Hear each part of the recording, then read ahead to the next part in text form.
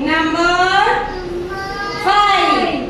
Number 5. First we'll make a sleeping line, then standing line, and then a curve. Number 5. Number 5. Number 5. Sleeping, standing, curve. Number 5. Number 5. Let's count the t-shirts. 1, 2, 3, 4, 5. Now I will write down the numbers in between. 1, 2, 3, 4, 5. Number 5. How many t-shirts are there?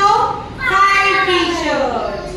Now count the balloons. 1, 2, 3, 4, 5. How many balloons are there? 5. Count the stars. 1, 2, 3, 4, 5. How many stars are there? 5 stars. Count the balls. 1, 2, 3, 4, 5. How many balls are there? 5. Now I have 5 pencils.